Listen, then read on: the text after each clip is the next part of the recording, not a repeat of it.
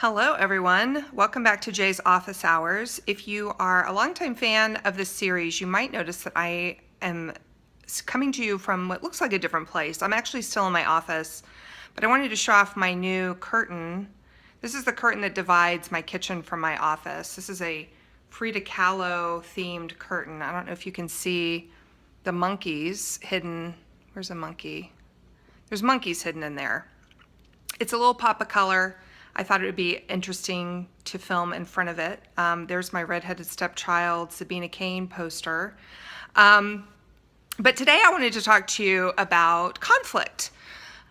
We all learn about conflict in stories. Conflict is the engine that drives stories. You know, if there was no conflict in a story, then you wouldn't have a story. You just have a guy waking up and having a completely normal day with no problems. And that's a death knell for any kind of story because it's not interesting. So we know a lot about external conflicts. We need to find the killer in a mystery. We need to, go get the prize, save the princess from the castle. You know, these are external actions we take towards a goal. And the forces that are working against you reaching that goal are creating the conflicts, the physical conflicts, the external ones. But what gets lost a lot, especially when you're writing genre fiction, is the idea of internal conflict. The genre that focuses most on internal conflict is romance. A lot of times, the external conflicts in romance are created by whatever the subgenre of that romance novel is. Like if it's a romantic suspense novel, then there would be a subplot or an ongoing plot that goes in parallel to the romance that has to do with external action. But the romance itself is usually an internal conflict plot where people have to overcome their own limitations in order to, have a relationship with another person. But for the most part, a lot of genres are very plot driven. And by that, I mean external conflict driven. But the best examples of genre fiction also utilize really compelling internal conflict to tell a story. So when we think about external conflict, there's this idea called goal motivation conflict. It's made famous by an author named Deborah Dixon, who wrote a book called Goal Motivation Conflict. It's shortened into the initials GMC. So every character needs a goal. Find the killer. There's a motivation to restore justice, and there's a conflict. Obviously, the antagonist doesn't want to be found, so they're going to be working against the detective. That's a pretty basic example of goal motivation conflict. But for internal conflict, what we're talking about is a story that happens on a more subtle level inside your characters. And instead of goal motivation conflict, I came up with kind of a new idea, which is that your character has a longing, which was formed because of a wound. And both of those together created this self-limiting story.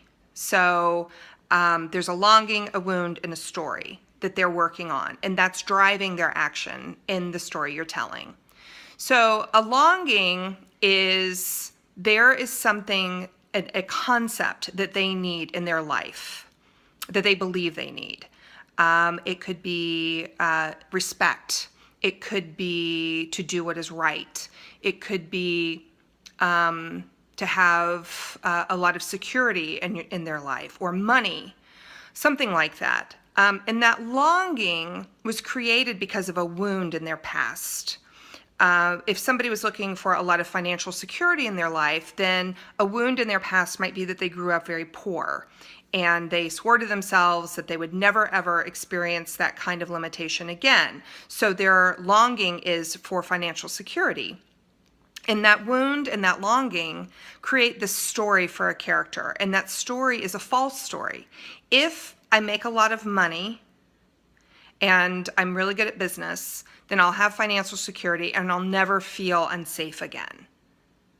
Does that make sense? So what happens is that story drives the character's motivations in the novel that you're writing. So, for example, if you're writing a story about a detective who has a longing for justice, There must be a wound in their past. We see this a lot in detective stories. You know, somebody in their family died.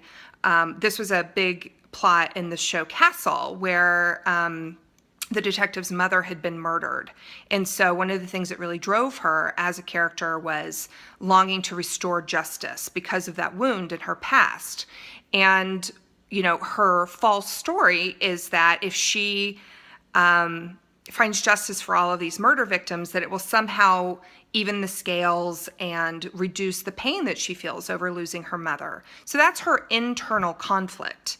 And that internal conflict, that story that she's created, colors her decision making as she's solving other cases. Another great example of internal conflict is found in the story Game of Thrones, in the series Game of Thrones, with the character Cersei, who is this really compelling, complex character who's a bad guy but has really great motivations. A bad female, I guess, not bad guy. So Cersei is the mother of kings. She comes from this very powerful family, and her job, that she's been told since she was very young, was to give birth to kings. Now, there's a lot of conflicts going on because Cersei is having an incestuous relationship with her brother, who is the father of a lot of her children, not the actual king, but that's a whole nother thing. What I want to focus on with Cersei right now is the fact that Cersei's longing is to protect her children and make sure that they are strong and successful monarchs. The wound is that at some point in her past, a witch or some kind of soothsayer told her that all of her children would die. So Cersei's story is that if she is cunning enough in protecting her children, she can overcome the inevitable hand of fate. She is doomed for failure. We know this, but watching her struggle with this and try and overcome these longings and these wounds and these false stories are what make compelling fiction, because you have so much, it creates empathy. Of course she wants to protect her children. And that's what makes it so interesting to watch her do these terrible things, because we know that her motivation is so it's so noble. She wants to protect her kids, but ultimately she will fail.